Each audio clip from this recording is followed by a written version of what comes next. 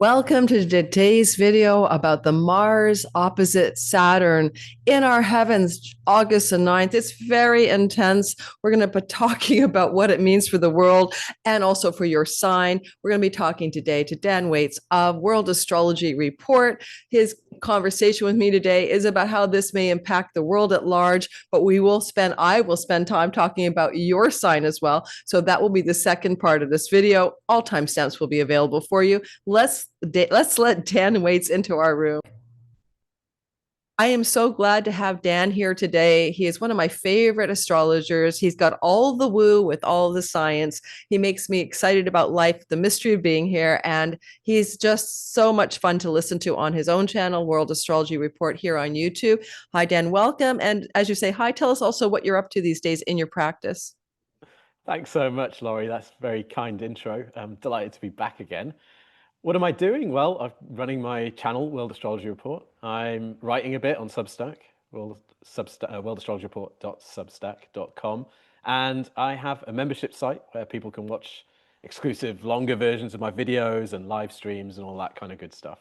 Okay, well, I'll make sure to put all of that information down below in the description box. I'm one of the members on the back end of World Astrology Report. It's literally one of my favorite shows. It's like I'm going to watch a really good Twilight Zone episode. So if you guys like that kind of super good stuff that you don't get always on YouTube, where he talks about the super woo, that's where you want to be. So Dan, we're going to talk today about the idea that we're heading into a pending situation on August the 9th, where Mars will be opposite Saturn, and that this kind of tension in the sky, particularly Mars in Libra, Saturn in Aries, very unbalanced planets, is also the backbone of a kite, which is also potentially very challenging for world astrology. And at the same time, is continuing a story that began in April of 2024 that suggests some peril regarding war and maybe even nuclear radiation, etc. Would you share with us a bit about this, how the synodic cycle or the cycle works, and what you want to say about the onset in April of 2024? Yeah, so synodic cycle is just the cycle that we get from looking at the movement of two planets from our perspective here. So the Mars-Saturn synodic cycle is the synodic cycle based on the movement of those two planets, and it lasts about 2 years. And generally, when we're trying to figure out what a synodic cycle is all about, we'll look to what happens at the conjunction of those planets. That's the start of the cycle, just as the sun and moon being conjunct, that's the start of the lunar cycle. So we tend to look to events around the time of a planetary conjunction and kind of look at what was in the zeitgeist at that time, because the themes tend to re-express themselves as the planets then make further aspects with each other. So they'll start with their conjunction, then if we just look at the hard aspects, then they make a waxing square, then an opposition, and then a waning square, and then a new conjunction. So this 2-year synodic cycle of Mars and Saturn, it's quite a tense combination of planets. It's quite rough, and it tends to synchronize to the rhythm, or rather events tend to synchronize to its rhythm that have to do with some of the more difficult things, that we see in the world. So, war, pestilence, challenge of different kinds. So we want to look back to when Mars and Saturn were conjunct last to try and understand what they're going to be bringing to us in the next few days, next couple of weeks, because they're about to reach their opposition. So we look back to April 2024, as you said, we can sort of maybe get some clues as to what might be coming. And that was really the time when Israel and Iran really got into conflict with each other. Israel bombed the Iranian consulate, I think it was, in Damascus. The Iranians attacked Israel directly, and there was this tit-for-tat exchange of attacks. The Israelis attacked Isfahan in Iran, where the nuclear program is. So you could see that this conflict between Iran and Israel was perhaps going to be baked in to this synodic cycle. And also the theme of nuclear technology, with the attack on Isfahan, where the Iranian nuclear program is, you could see that nuclear technology was probably going to have something to do with this cycle. And again, at the same time, at that conjunctional period, again, April of 2024, there was also an attack on the Zaporizhia nuclear power plant in Ukraine, which suggested that perhaps something involved, again, peril involving nuclear technology in some way could be baked into this synodic cycle, and that then we kind of see more of that at further aspects of the planet's Yeah. made. And that idea too, because I have people in my channel say, "What do you mean baked in?" I thought it was an obvious metaphor, but it's sort of like if you have a wet piece of clay and you stamp it with something, that energy is going to be there. It's already like formed, and each of the new turning points in the story, just like a heroine's journey or hero's journey in fiction, there's going to be, a opening square, a waxing square, an opposition, and a waning square. These quarter turns of the wheel, like 9 o'clock, 6 o'clock, whatever, 3 o'clock in the afternoon, you're literally turning a time clock where those original themes are going to go through turning point stories for the world. And we talked before everyone got here, we're talking about the association historically with nuclear threats and the appearance of unidentified flying objects or aerial phenomena that's unknown. And we might expect a few of those things to be picking up as well during this cycle. Is that correct? I think so. I've been looking at the UFO phenomenon and looking at other cycles that seem to indicate that that's likely to come to prominence at this time. So even if you take the astrology out of things, there's a historic link between UFOs and nuclear technology. In fact, the UFO really just appeared at the same time that we invented nuclear weapons. We had the first explosions in 1945, and around that time we're seeing the Foo Fighters in the Second World War, and then 1947 you have Roswell, you have Kenneth Arnold's flying saucers. So these two things are linked, and there's a long history of sightings of UFOs at nuclear sites.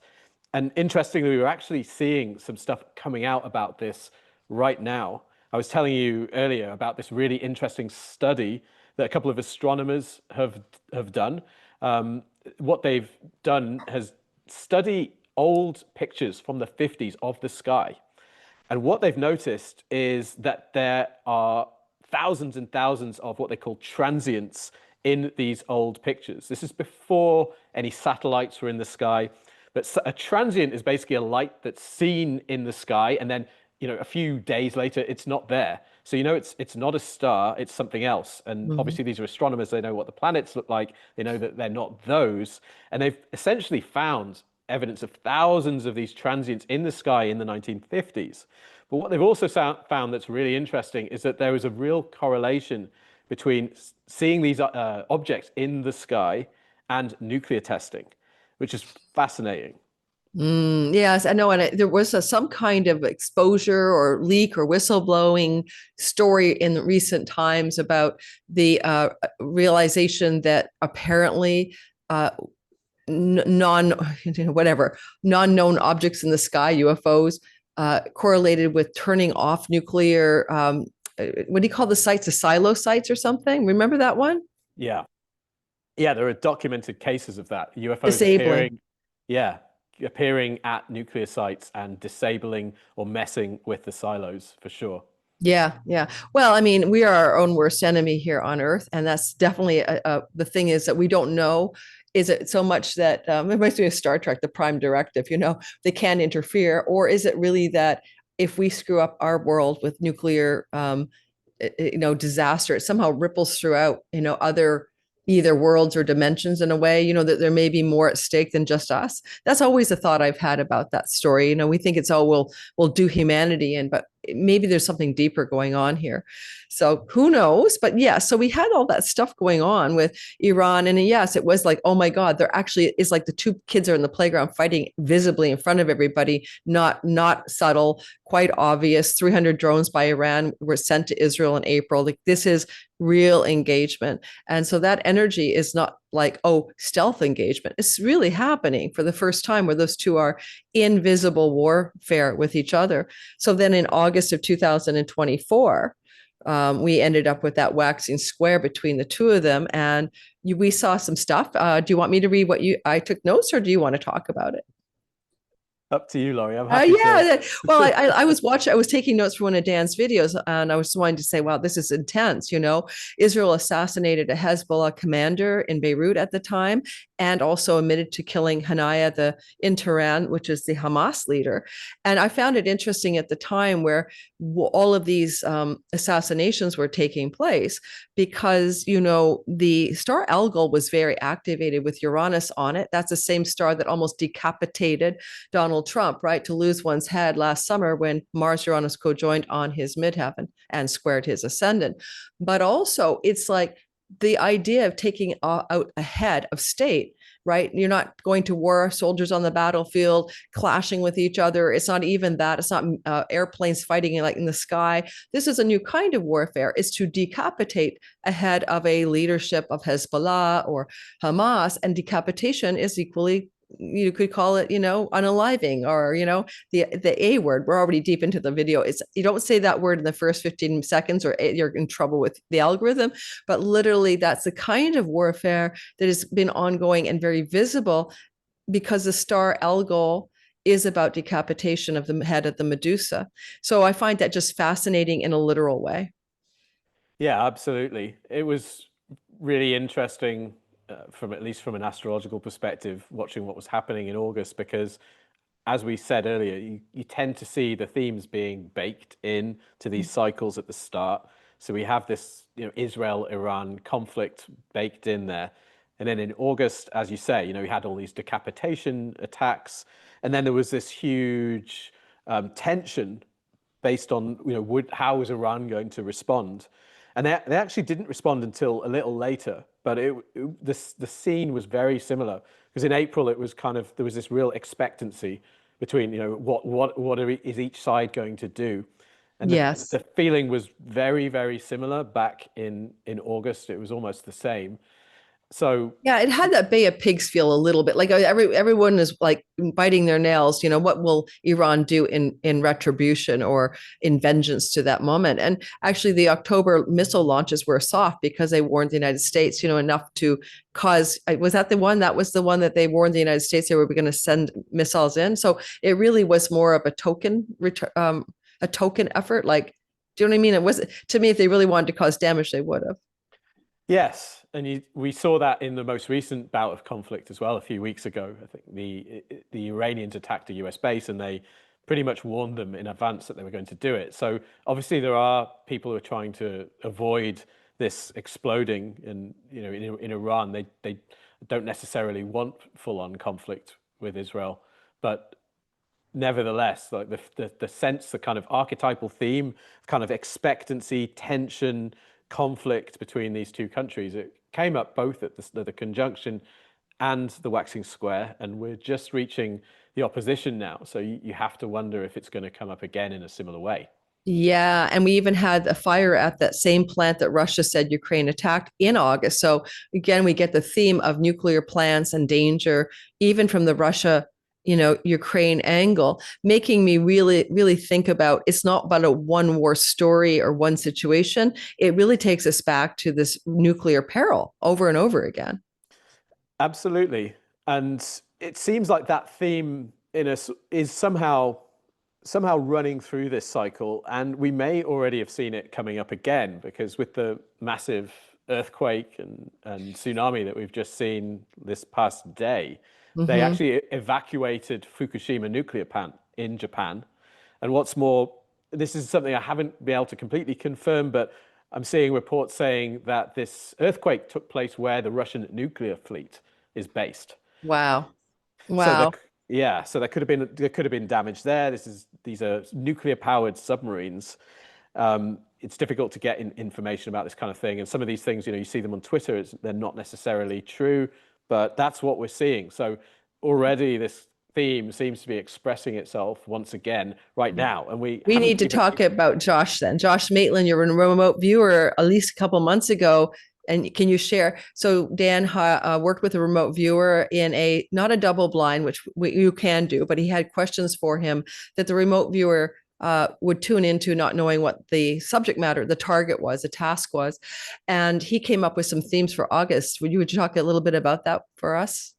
Yeah, so I've been looking at this astrology that we're seeing right now for quite a while, and you know, it's quite striking. It's obviously very powerful, and I decided to work with a remote viewer who's a member of my membership site. His name's Josh Maitland, and he's been doing remote viewing professionally for a little while now, and he teaches it. Actually, he has his own school. So what we decided to do is I set him a target. And as you say, the way you should do remote viewing is it should be ideally double blind, meaning that the remote viewer gets the target from somebody who also does not know what the target is. But we didn't do that. I gave Josh the target, but I didn't tell him what it was. So essentially, what I wrote down is, I'd like you to look at what mundane astrologers are going to say about what has correlated to this kite configuration that we're getting right now. And he knew that the target had come from me, but he didn't know that that was the target. I just gave him a target number. So this is why remote viewing is really compelling data, because you know that the person isn't just kind of imagining what they think something might be, but it wasn't maybe watertight, because Josh knows me, he knows the kind of things I'm into, he knows what what I talk about on my channel and so forth. So in that respect, it wasn't completely watertight. But he got some crazy data around that time. He saw there was the theme of UFOs and nukes came up like in multiple sessions. He did several sessions on this. There were submarines. There was he said at one point he saw a load of water rushing towards somebody on the shoreline. And with this stuff, I'm wondering if we've already maybe seen some of this, because we've just seen this tsunami again. Apparently this nuclear submarine base in Russia has been hit. So some of this may already have manifested a little bit earlier than we expected. But yeah, he saw some really, really dramatic events and quite worrying ones. But he also had this theme of revelation, kind of things being revealed, things that were once secret kind of coming out. And so, we're still a few days away from this configuration really being felt, right? I think it's August the 9th when it goes August the 9th. exact. Yeah. And we've just seen pretty major events, and some of those themes that from Josh's remote viewing sessions are already coming through. I've noticed tracking Mars cycles and Mars actions. I'm really into Mars as an Aries sun, moon, and rising. I've noticed that Mars doesn't wait to deliver the payload. Like, it's not like after the conjunction or after the opposition, Mars shows you what it's about. Tends to be like front loaded and a little bit before. And in that regard, I find I'm literally anticipating anytime 7 days, like August 2nd to the 9th, to see what this is about. And you brought my attention to Lynn Coyner's research on kites, that they actually can be quite devastating energy for the world, and not always like zippity doo dah, let's go fly a kite, especially with these malefics, Saturn and Mars forming the backbone, and Mars being out of balance. Like when Mars was on the South Node in the fall, October of 2023 in Libra, the rising sign, ascendant sign of Israel, along with the eclipse that October. But still, Mars, I always think of Mars unable to find the balance of anything. And when he's like, Mr. Mars in Libra and Venus's sign, things go skewed one way or the other. And so, baking in the onset of the war, or the military action that Israel's taken in its occupied territory of Gaza, politically correct me. Basically, that energy began with Mars in Libra, and that here we are 2 years later, Mars in Libra.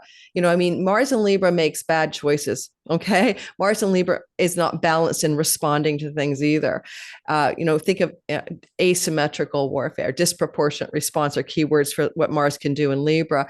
And now we have this debilitated Mars in Libra opposite a fallen Saturn. But you did some investigation of the kite and Lynn Coyner's thoughts on that. Can you share a bit about what kites can do for the world? Yes. So this astrologer, her name was Lynn Coyner. She did research on a lot of kite patterns, and what she found is that they tended to be correlated to major disasters. She found a lot of disasters, both natural and man-made, have kite patterns in their charts. What she also found is that often the disasters that she clocked with these kite patterns, they tended to lead to remedial action being taken, or kind of new regulations or action designed to prevent this thing from happening again. So there is some, sort of hope associated with these things as well. But generally speaking, yes, she saw quite difficult events correlated with them. And I think this particular kite, given, as you say, we've got two malefic planets that are both in signs they don't like to be in, facing off, and then these, all the three outermost planets then involved in this configuration, almost kind of empowering both planets, which are Mhm. facing off against each other. Well, if you get literal, I'll show the kite to people. If you get very literal about it, Pluto is plutonium or whatever, and Uranus is uranium. So you kind of get almost like a cartoon like threat going on in the sky. So that is the kite. Sorry about all the mess, guys, because I used the minor asteroids. Ignore the ascendant midheaven stuff. I'll take it out. That was from the fission chart. Let me move those babies off. But like if you take a look at that, and there's our kite, and that's the ninth. You can see how tightly bound it all is. Let me move that out of the way. Oh, there's our kite. So, bottom line is, this is the thing that we're worried about or concerned about, maybe being a critical crisis, maybe disaster, maybe threat moment that passes, but something is happening. And because I'm an asteroid junkie and all my channel knows that, that's the asteroid Grieve sitting with Mars. And so, what grieving or grief like event could occur that allows for the word grief or grieve to take place in the bottom of the kite? And at the top of the kite, where Saturn is sitting, we don't have an asteroid here, but over here we have asteroid Child tracking in Chiron's woundedness in the sign of war. And one of the big themes that, as this has been building up over the last week or so, we're recording on July the 30th, we've been seeing that asteroid Child has been an orb of Chiron, and that can happen about every 5 years. But this asteroid is connected to children, wounding, and war. And what the story of the day is about is the children suffering from starvation in Gaza. So you see how literal the asteroids are, Dan, and it blows me away. Because you got me on the fission chart, right? So I went to look at the fission chart, and that's Pholos up here. He's on the midheaven of the 1942 December chart, where the first viable fission reaction was set to have happened in Chicago. And Pholos is the on the midheaven of that chart. Pholos represents the energy of a centaur who opened a bottle of wine and caused a war. So it's like one small thing dominoes into something that's out of control and causes great difficulty or hardship. That's what that is. And on the ascendant of the fission chart is Nessus, and Nessus is the asteroid for the dark side of revenge and dastardly deeds, and to look at how we have to control the dark side. And Nessus is right here, and Nessus is sitting on the north node as the kite is forming in Pisces, close to the 14-degree original conjunction of Mars and Saturn in April of 2024. Amazing. Yeah, you mentioned the fission chart of the fission chart of 1942. So this is really the chart for the beginning of the nuclear age, when the first controlled nuclear fission reaction took place. So you can use this chart to kind of time developments in the nuclear age, and I've done that and had a look and seen that a lot of major nuclear disasters. You can look at Chernobyl. They're triggering this chart in quite big ways. But something that we can see, which is quite simple astrology really, is that right now we are reaching the Uranus return of the nuclear age, right? You can see that Uranus is there at 2 Gemini, and transiting Uranus is very close to that right now, of course. And then we're also at the Pluto opposition, right? So you can see Pluto, transiting Pluto is at 2 Aquarius, but natal Pluto is down there at 7 Leo. Mm-hmm. And we are at the Neptune opposition, right? We have this Saturn-Neptune conjunction that everybody's, obviously very concerned about or talking a lot about right now. That's their opposing natal Neptune and the moon, actually, of this chart. But just from a very broad, like cycles perspective, we're reaching the Uranus return, the Neptune opposition, and the Pluto opposition of the nuclear age. So, yes. This is really saying there's some sort of turning point coming around this time. Maybe this over the next year or two, when these oppositions and conjunctions are really happening. So there's some kind of turning point, and you have to wonder what that might be. And it doesn't have to be the most doom and gloom scenarios. I've been looking at different possibilities, because one possibility is nuclear technology maybe gets sort of superseded around this time, by more advanced technology or other related technology.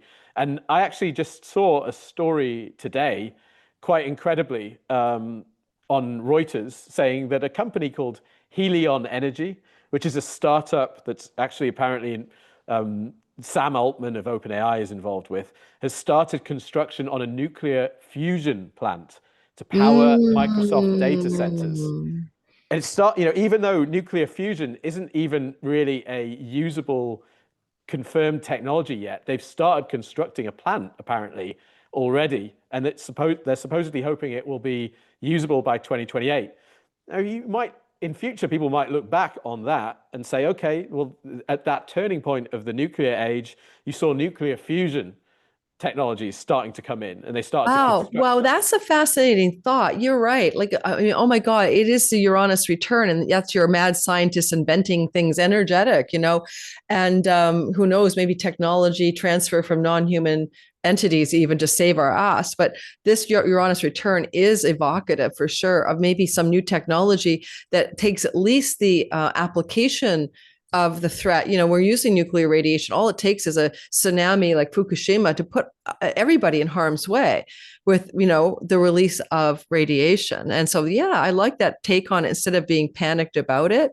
And of course, it is that Pluto story also, like where we are here, like where did I find that? Pluto will be going into an opposition to the moon of Israel next year, more exactly. That's pretty daunting. So something's changing dramatically in the way the Middle East, especially the hub of the Middle East stuff that's going on, Israel, is going to mean a massive transformation of the way that the people of Israel are operating in the world compared to what's happening now. I can't even imagine what it is, but it's got to be something. Yes, I agree. I've seen that Pluto opposition to the moon coming, and given what is going on now with Iran and how they almost really ended up at war recently, and it was pulled back. But given that this cycle does seem to point to more of that, and given that that Pluto opposition is to the moon is coming next year, you have to wonder what that might involve, because it does look like some kind of really powerful kind of process affecting the people of the country. So it does, that's one of a few factors that do seem to suggest that there might be great transformation coming to the Middle Yeah. East in the next year or two. There needs to be for sure for the stability in the world. This is Eccles down here. I wanted to check what it was. I keep forgetting what that guy looks like. This is about a centaur killed by a blunt force trauma, a spear hitting him and killing him or whatever. So it's death by spear. Okay. You can call a projectile, death by a projectile from a flying spear. So that's on that Pluto right now that is sitting in, the fission chart as well. So again, this is, if you think about how nuclear devices tend to fly on missiles, right? This is still another daunting story. Yeah, absolutely. And yeah, I mean, it's interesting also all the Sagittarius stuff in the nuclear chart as well, and uh, how you can also see the kind of missile kind of signature Yes. there. Yes, yes, yes. Of course, the archer and the bows, the flying arrows, for sure. Over here in that inception chart, this also there's different charts for Iran, a couple Aries risings, but there's also the Leo rising chart, which also gives it Iran an April or Aries sun. But that is 17 degrees. That is the ascendant degree in the Leo rising chart of the nation of Iran, and it's right embedded in this whole fission chart in a very evocative way. It also reminds us that on August 9th, the sun is right on the ascendant of the nation of Iran. So, Wow, yeah, I hadn't seen that. yeah, I know it's a little interesting. I kind of wonder if there is the last salvo here, so to speak, in the crisis between Israel and Iran is going to be like Lynn Coiner's kite, right? We're going to have to make a fundamental change as humanity towards weapons of mass destruction and the threat that they present us. Yes, for sure. This is something that clearly runs through this conflict, because we're talking about efforts to like shut down the Iranian nuclear program and attacks on Iranian nuclear sites. And you have to, you think about that and you think, well, what can go wrong? I mean, these are sites that are full of radioactive material. And hopefully this isn't necessarily what plays out, but you could come up with a few scenarios, and one of them might be, well, could there be some sort of attack that spreads nuclear contamination and then leads to that kind of push towards sort of never again that I mentioned, as that Lynn Coyner identified with Kite events. Right. How we change how we do things collectively because of the result from the kite, right? Yeah. And to me, was 9/11 kite oriented? Like we all had to be more air travel sophisticated, the security protocols. Was there a kite in the 9/11 story? Not that I'm aware of. Okay. No. Because it reminds me of that kind of thing where everybody changed the way they operated after that event. Operation Rising Lion, you mentioned that. Yeah. That was the name of the operation that involved the United States in cooperating with the trying to bomb the nuclear enrichment sites, which may or may not have been successful, really. And of course, Trump is a Leo rising. And so we wonder, how much occult knowledge do people in power use? Absolutely. It was also, I think, Mars was right on his ascendant as well. And this, the whole point of that operation, the Israelis were trying to bait Trump into joining them in this operation. And as you say, Trump's Leo rising, Mars was right on his ascendant. And it was like, yeah, they're trying to bait Trump. They're trying to make the lion rise. And as you say, it's sometimes, I'm sometimes a bit torn between saying this is just kind of, astrological synchronicity, because of course we know that happens, and we know that the cosmos speaks to us through those kind of little bits of synchronicity. But then sometimes with things like that, you just have to kind of think, no, they must be up to something there, right? I think people are up to something. I think the Masons who founded the United States knew to put the sun of the United States on the dog star, Sirius, which is a very powerful spiritual star in the tradition of Egypt and the Mesopotamian and Babylonian history. It is maybe a beacon of hope that Jupiter and Venus will co-join on the dog star on the 12th of August after the intensity of the kite begins to wane. Right. Yeah, that Jupiter-Venus conjunction in Cancer is quite sweet. And yeah, as you say, the US has quite a lot going on in Cancer, which is kind of interesting. You do wonder, like, what is the story that plays out here that kind of brings in this quite challenging astrology that we see with the kite, but then there's some sort of like comfort happening in bounded spaces here with the Jupiter and Venus both in Cancer. Yeah. And because it's on the sun of the USA, it gives it some kind of focal point for that solar identity. The sun of the United States, because, in a chart for a country, can represent its leader or leadership as well. So it looks like a heavy-handed sky for the first 10 days of August, and then maybe related or unrelated, some little oasis of sweetness. Oh my God, over there. Yeah. Okay, Trump gets the Nobel Peace Prize because he manages to de-escalate something. Okay, all right, we'll go with that possibility. Guy's all over the map. I think his sun is in Gemini with this, like, to me, I know it's a cliche, but Jekyll Hyde. Gemini seem to have split personalities. If you know enough of them, you'll know what I'm talking about. And like literally, sometimes I wonder, it's like the angel and the demon, and the guy's like da da da da da da da, and he doesn't know which one to listen to, and he keeps flip flopping. I mean, the flip flop, is so Gemini from his Gemini sun. Yeah, I can go along with that. I have quite a lot of Gemini in my chart, and what is the right thing to do here? Oh no, that wasn't the right thing to do. I'm sorry about that. Let me change tack. Okay, and when we go to the cartoonish nature of reality, on the fission inception chart, there's an asteroid from the Algonquin Indian people of North America, Tewana Wayaka, I can't pronounce it. And it's about the evil god and the good god who grows this beautiful garden, and the bad god who destroys it with the weeds. And there is that energy of that asteroid baked right into the inception of fission technology. And we have to understand that we're playing with literally what we can do to grow with I can't remember which planet it's on right now in that chart. I didn't write it down, but it's like, what can we grow? I think it was on, no, I can't remember. What can we use that technology for that's fertile and allows for growth? Like technology, right? That gives us energy, forms of energy, but also that it can also be completely destructive.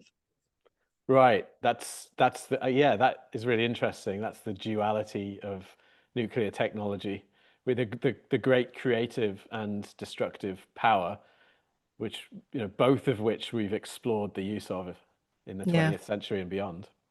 Exactly. Well, I think that we kind of got through it all, and I don't know if there's anything else to say. Do you have any other thoughts about the kite, and how in your life as an individual will you be doing your thing around the 8th, 9th, and 10th of the month? Are you going to I stay in bed all day? I think I'll probably be laying low over that period, but in fact, that's actually not even true. I'm going to be flying around that Oh, time. you brave soul. Yeah, yeah. That's Yeah. and that was something I booked ages ago without Okay. even thinking about it. I don't elect every chart for things I do because that way madness lies. And Yes. I did Well, notice I interesting, found that. interesting. I don't think I have anything on my books per se to, do or not do at this point. But when I do the all signs, when we close out, I'll be doing the all signs for the rest of the people. I'll just be talking about this pattern in terms of the planetary rulerships that Saturn and the houses that they rule in the chart and Mars, and we'll make it like something useful for you guys if you're listening still to us. So not something to be nobody. I always tell people in astrology, well, we look at these stories that are catastrophic or massive and global and epochal, we hover our little lives and we work with the same energy on the micro and the macro, right? And so you'll still feel that tension in your daily life, but it will likely be with a partner, with a job situation, with a difficult circumstance with your pet or your landlord. The opposition will usually give you an I thou tension, you and some other that you have to deal with. But micro level, it's realizable in terms of breathe, take a deep breath. Don't get, as Adam Ellenbus says, grabbed by the sky. Don't let the sky grab you. The planets are grabbers, grahas in Indian astrology. Take a step back and see what you can do with the energy, really. Yeah, I agree. And also maybe asking, what am I being shown here? What's the lesson here? You might feel like there might be a sense of kind of, as you say, confrontation or a block, or like I can't go any further in this direction. But that's Oh, not yeah, a always a bad frustration. thing. Yeah, Mars-Saturn, like hitting a wall, or the gas pedal is, got the handbrake on at the same time. That's a classic like tension between those two planets. Exactly. Well, it was so pleasurable to see you again and chat astrology. Go check out, guys, World Astrology Report. Dan's channel is growing like really fast, and it's very well received. And his production values make me jealous. A lot of great, a lot of great editing, a lot of great production value. Like you're watching a very slick production, and it's very entertaining. So thanks, Dan, for coming up today and chatting with me on July 30th. And we'll be getting this video out shortly in the next 2 days or so, 3 days, maybe Ah, thanks so much four for having days. me again.